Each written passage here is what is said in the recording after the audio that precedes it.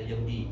Tapi orang Kristian waktu zaman Nabi SAW tu dia banyak duduk luar daripada Madinah, macam dekat Yaman masa tu. Sebab tu kalau siapa belajar surah Ali Imran, nanti kalau dia belajar nama surah kita akan terangkan. Orang yang Nasrani ni mereka kan percayaan dia apa? Isa itu adalah anak Allah. Okey, Nasrani. Kita pernah dengarkan cerita tentera bergajah tu, Ashabul Fil. Okey. Orang Nasrani mereka berpusat macam di kawasan Yaman, Syam tu. Tapi orang Yahudi memang duduk dekat dengan Nabi dekat Madinah. Sebab itu salah satu sebab kenapa dalam Al-Fatihah Allah sebut dulu golongan yang dimurkai itu Yahudi, kerana dari sudut sejarah memang Yahudi ada dulu. Lepas tu memang Nabi berjiran dengan orang-orang yang Yahudi. Kalau anda nak ambil dia dalam Fatihah, Yahudi inilah yang Nabi namakan dia sebagai Al-Maghdub. Okey. Al-Maghdub. Tapi kalau Nasrani yang panggil Al-Dhalin. Al-Dhalin. Sesat. Kenapa dia sesat? Kerana dia ikut je nenek moyang dia kata apa. Nenek moyang dia kata Isa tu anak Tuhan. Yelah, kami pegang sampai ke hari ni.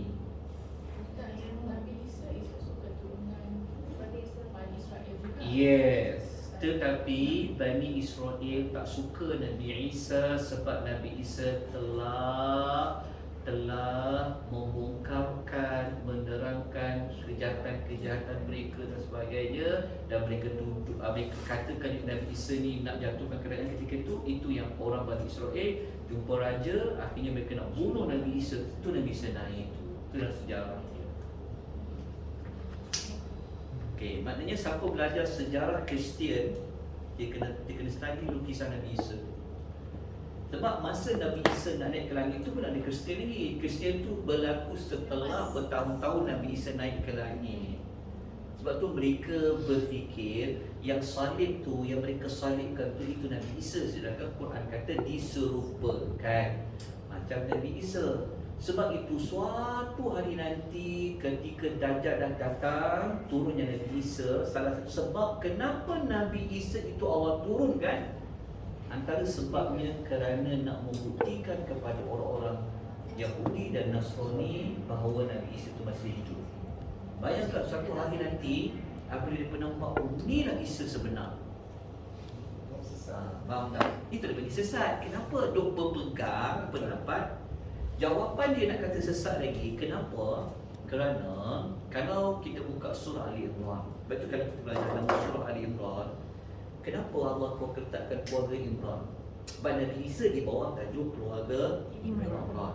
Surah Imran ni surah yang Allah nak memaparkan manusia pilihan Allah. Allah pilih dia jadi best, jadi bagus. Kan? Siapa dia? Imran, mak dia, anak dia Maryam dengan cucu dia Isa. Dekat situ kalau kita faham, Allah nak kata bahawa mereka ni manusia pilihan Allah memang luar biasa. Isa tu luar biasa, tanpa bapa semua tu. Tapi kalau dia baca surah Al-Imran tu, Nabi Isa cakap, aku boleh hidupkan buruk, Allah yang izin. Maknanya kita orang Islam, kita mengagungkan luar biasanya Nabi Isa. Tetapi tidak sampai kita anggap luar biasa tu dia ada kuasa Tuhan. Faham tak? Tapi orang Kristian ni dia ekstrim, melampau sikit. Dia ada kuasa luar biasa lah. Dia boleh kalau ada orang buta, dia boleh sapu je sembuh. Hebatnya dia. Dia ada kuasa Tuhan lah. Apa bukti dia? Dia tak ada bapa, siapa bapa dia? Jelas kat situ.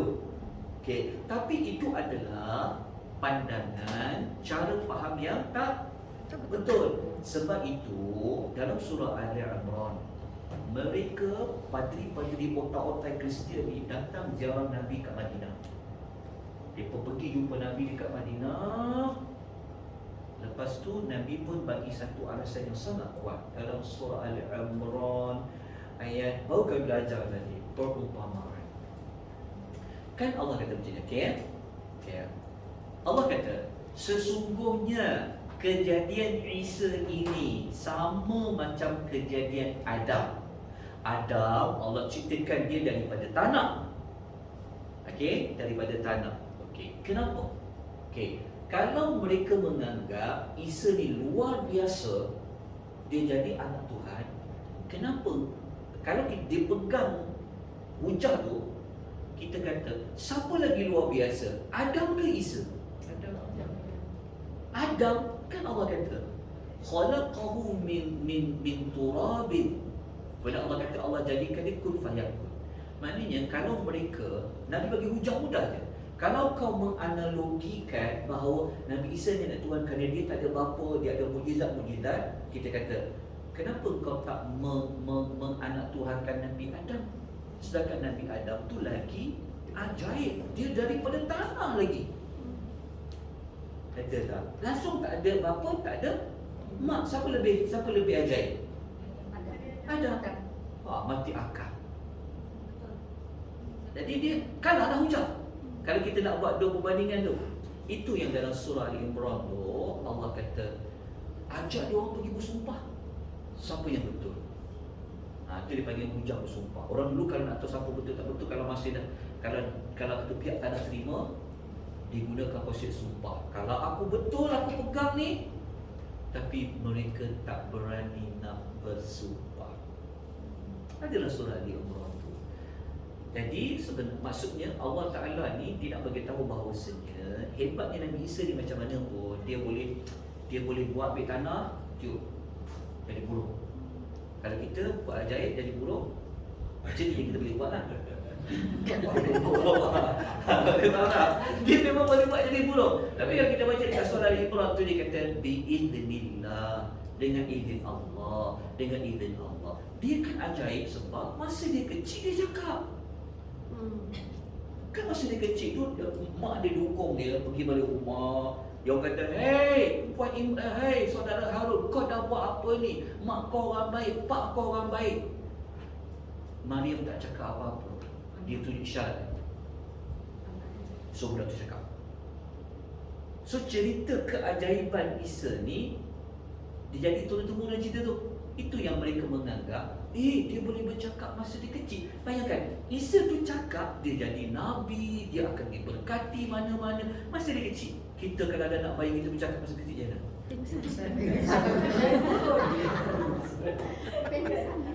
Tapi ada orang, dia kata kerana dia percaya keajaiban tu, dia percaya ini bukan orang biasa ni, dia mesti anak.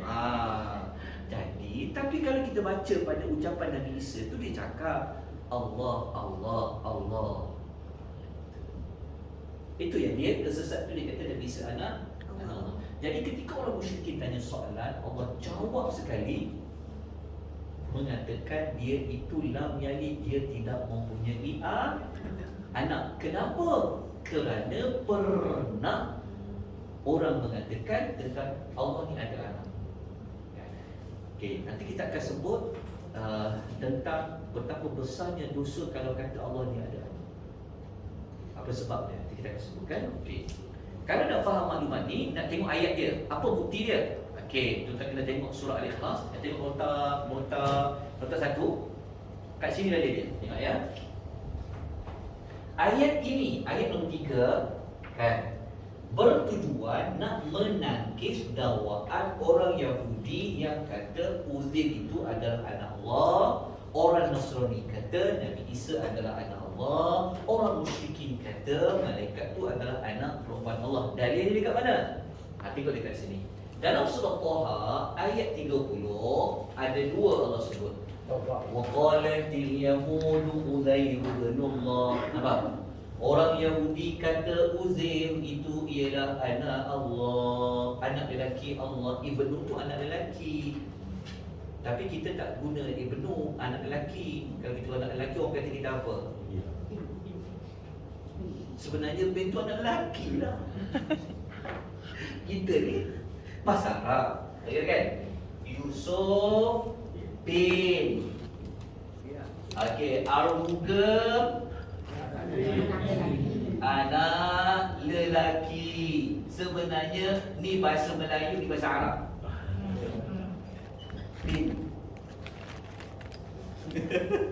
Tak apalah nak bedakan tu. Okey, jadi Allah kata Uzair tu ibnu bin anak lelaki Tuhan, dia kata. Wa qalatin Nasara, orang Nasrani pula kata Al-Masih, iaitu Nabi Isa adalah anak Allah. Ini bukti dia.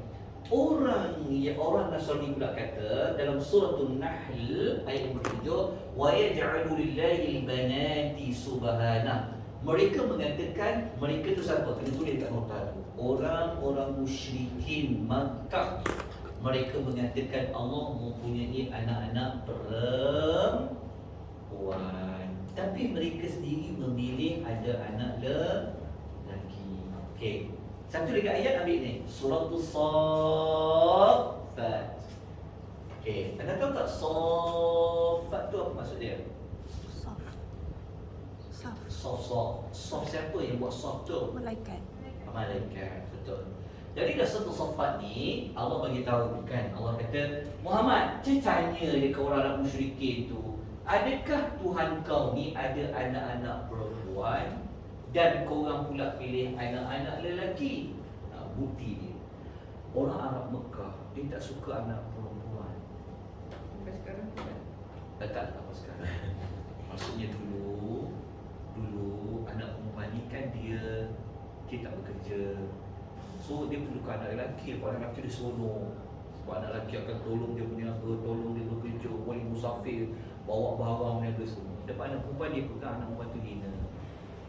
Sebab itu Allah turunkan surah An-Nisa untuk mengangkat darjat perempuan. Tapi orang perempuan sekarang pula dia nak jadi lebih pada lelaki. Itu jadi masalah sekarang. Faham? Itu yang perjuang feminisme. Itu yang sister in Islam. Okay. Itu yang dia jadi gaduh tu. Lelaki ni memang Allah cipta dia, ego dia satu bab tempat dah. Lawan ego dia pula. Akhirnya tak ke mana cerita dia. Okey, dah jelas kat sini, boleh faham ya? Tapi bukan kita merendahkan dia perempuan ya, tidak ya. Tidak macam tu. Okey. Ini boleh faham ni dalil dia. Okey. Sekarang kenapa Allah kata dia tidak mempunyai anak? Dah tahu kan jawapan dia kan? Okey. Jadi kalau boleh dekat huruf lam tadi kita dah kata lam digunakan untuk apa? Yang lepas. Untuk menafikan perkara yang telah berlaku. Apa yang telah berlaku? Tuduhan dusta. Tuduhan mengatakan Allah ni ada anak. Tapi bukan sekadar lam tu untuk menafikan perkara berlaku, tetapi dia nak menafikan sekuat-kuatnya. Sebab tu kita tambah perkataan tidak pernah. Lam tu. Lam tu sebenarnya digunakan juga untuk tidak pernah. Tambah lebih kuat, tambah tidak pernah. Bukan sekadar dia tidak beranak, tapi kita tambah dia tidak pernah beranak. So orang Arab ni dia faham lam tu. Kalau Allah guna lam ni, sebab itu ketika mana Nabi SAW dia nak pergi, ketika dia ziarah bapa saudara dia Abu Talib kan, dia masa tu ada Abu Talib, masa tu ada Abu Jahal kan, Abu Lahab. Nabi kata, wahai bapa saudara, ucaplah la ilaha illallah. Mereka tahu kalimah tu kalau sebut la ilaha illallah saja, dia akan seperti menafikan semua Tuhan-Tuhan lain. Tapi yang geng dia kata, kalau kau cakap macam tu, kau nak tinggalkan ke agama nenek moyang kau? Sebab mereka faham kalimah la tu apa. Jadi lam dekat sini menunjukkan Allah tidak pernah beranak. Kenapa Allah nak menafikan dia tidak pernah beranak? Kerana sebelum ini ada orang kata Allah mempunyai anak. Tadi kita dah jelaskan. Okey, sekarang mari kita cari hikmah. Kita cari hikmahnya di sini. Kenapa Allah Ta'ala nak menafikan dia tak mempunyai anak? Maksudnya, kenapa penting sangat nak menafikan dia tidak ada anak? Kenapa? Kerana, tengok dekat sini. Kerana dekat sini. Dekat nota dia dekat sini. Buku surat nombor 12 tu, 13 tu.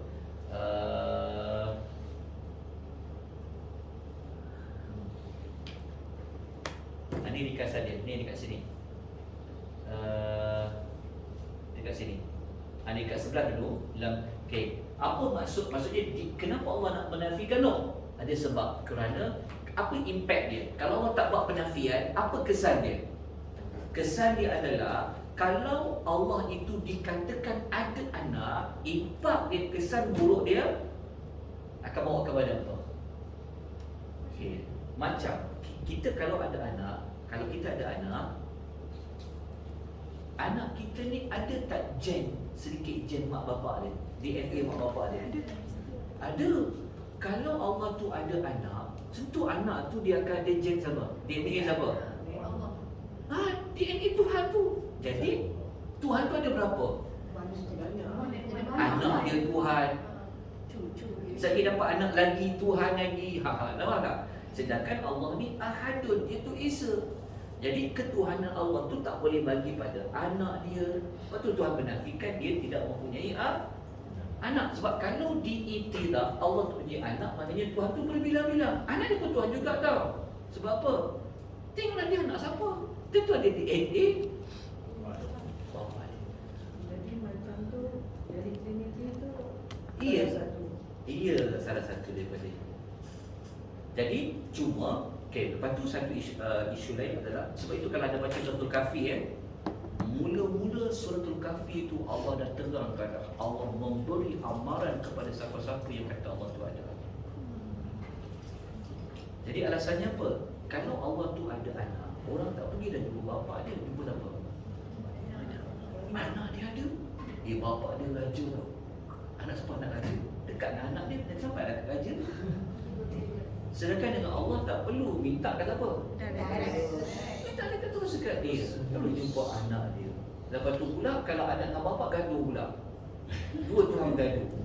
Ayah, pilihlah dia. Tak boleh. Dah Tuhan tu bergaduh pula. Betul tak?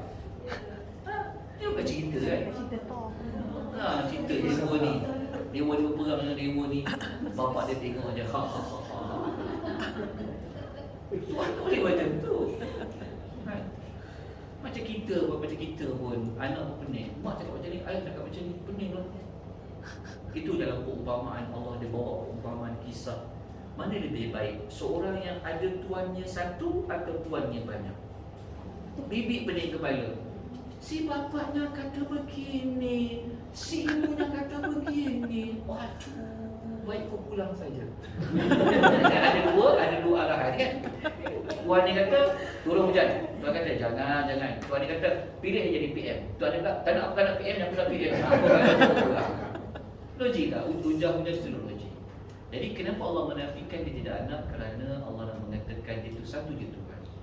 Jadi kalau orang kata dia ada anak, jadi anak tu sendiri sudah ada Tuhan yang kedua dia ni. Lepas tu pula, contoh dia catat kat situ. Dia maklumat ni sebab dia tak ada dalam lengkap. Saya dah tinggal. Okey, kerana apa? Kerana kalau katakan Allah tu ada anak, maknanya anak tu mempunyai ciri-ciri ketuhanan. Ya.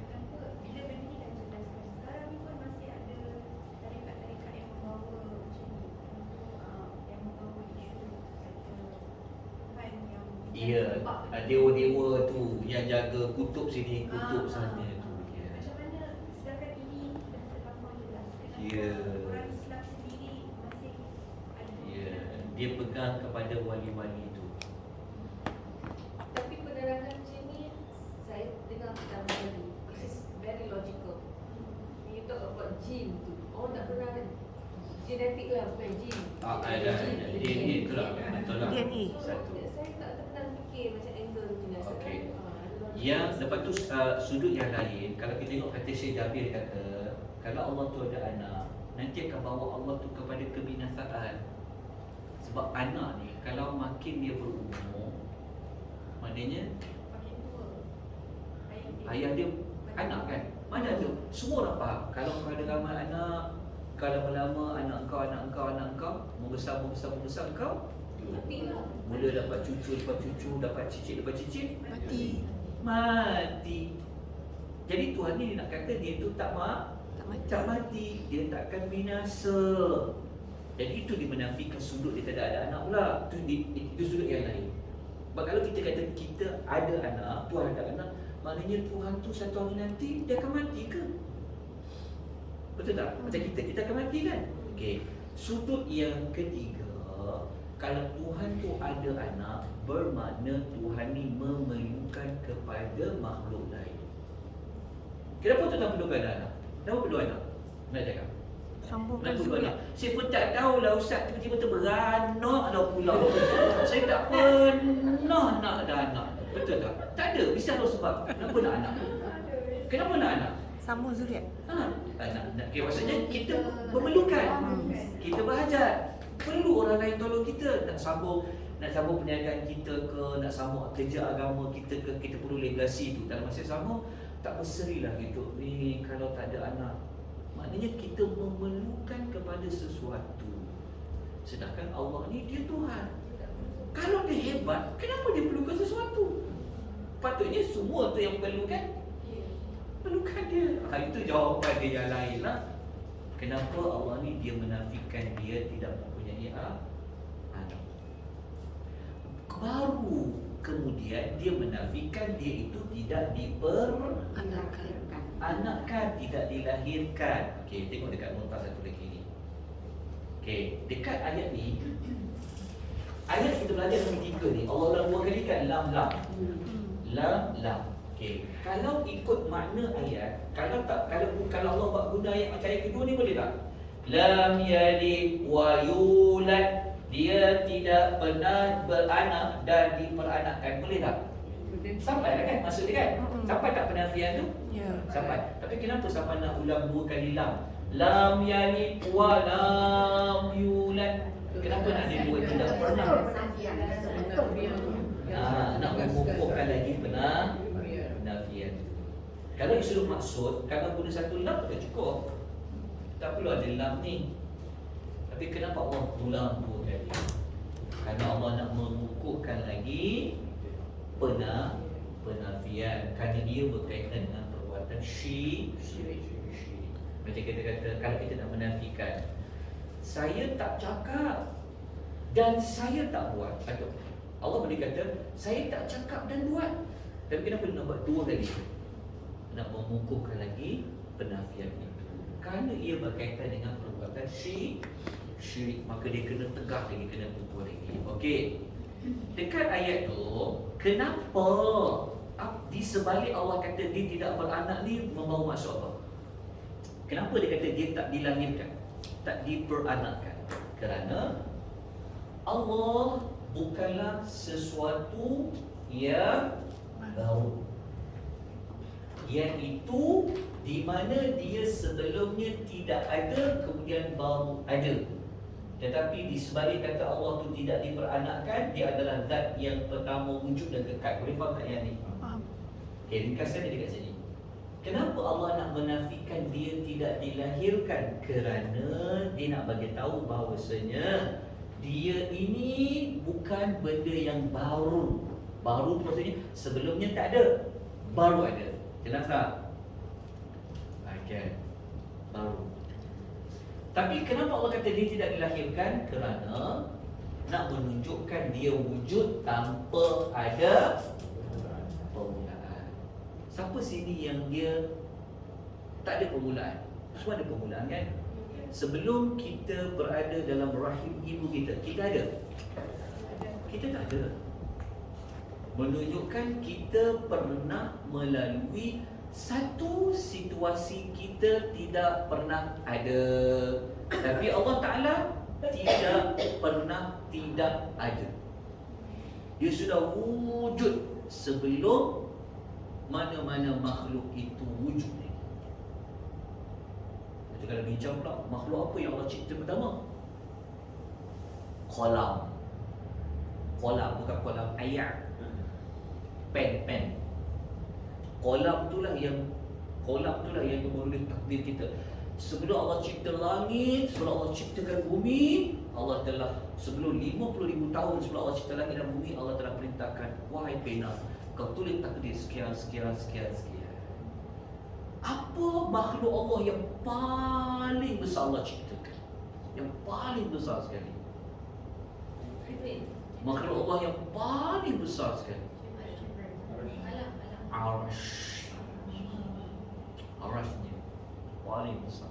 Dan dia Arash makhluk selain daripada Allah, semua makhluk. Malaikat makhluk, manusia makhluk. Ada tempat ke? Arash tu ialah makhluk lah. Ustaz, ini tak kata 50,000 tahun sebelum Mencipta langit dan bumi, takdir sudah ditulis menggunakan pen. Arash ni makhluk Allah lah. Dia tempat kan? Ialah maksudnya Allah tu kan dia beristiwa di atas arash. Beristiwa. Dia macam ni. Arash ni, kalau nak faham perkataan arash, Nabi Allah Yusuf pernah guna perkataan arash. Ada seorang perempuan yang hebat tu, dia pernah ada arash. Arash tu Arash tu dia macam singgasana lah, raja-raja. Cuma kita tak bolehlah faham Allah tu macam raja-raja macam kita ni. Kita tak layak untuk mendefinisikan bagaimana memikirkan. Tapi orang yang paling besar, Quran kata dia akan dipikul oleh beberapa malaikat yang besar. Sebab tu Nabi kalau ketika dia berdoa, dia akan sebut Tuhan kepada pemilik arash yang agung. Kerana arash tu agung, maka dikaitkan Tuhan pemilik arash yang agung. Terima kasih tu. Kan kita baca dalam surah As-Sajdah, baca dalam surah-surah lain. Itu contoh. Jadi nak menunjukkan bahawasanya tidak ada mana-mana makhluk melainkan dia pernah melalui tidak ada. Yang sudah ada sejak lagi siapa? Allah. Jadi kalau Allah ni ada diperanakkan, maknanya Allah tu sebelum tu tidak ada. Macam kita lah kan. Siapa sini yang dia tak ada pusat? Ada pusat tak? Pusat tu menunjukkan apa? Ibu ingat, jangan tengok pusat tu ingat. Betul tak? Maksud dia kita ni bergantung kepada ibu. Sebab itu Allah kata, kenapa Allah nak menafikan? Kalaulah dikatakan ya Allah tu pernah dilahirkan, menunjukkan bahawa Allah bergantung kepada mak. Betul tak? 9 bulan kan? Sebenarnya anda bergantung pada siapa 9 bulan dalam tu? Ibu tu makan dia, minum dia daripada mana? Saluran dia. Tadi cakap kan? Ibu satu menunjukkan bahawa kita ni pernah bergantung kepada ibu. Kalau kita bergantung kepada ibu, maknanya kita lemah. Kita ada kekurangan. Sebab itu Allah menafikan dia tidak dilahirkan. Satu. Betul tak? Kemudian yang ketiga, Allah tidak dilahirkan juga nak memberikan pengertian dia tidak mati dan binasa buat selama-lamanya. Kan? Okey, jelas? Boleh faham sudut ni kenapa dia kata dia tak diperanakkan. Rupanya nak menyebutkan isu-isu yang ini. Okey. Soalan saya ada sikit lagi. Okey.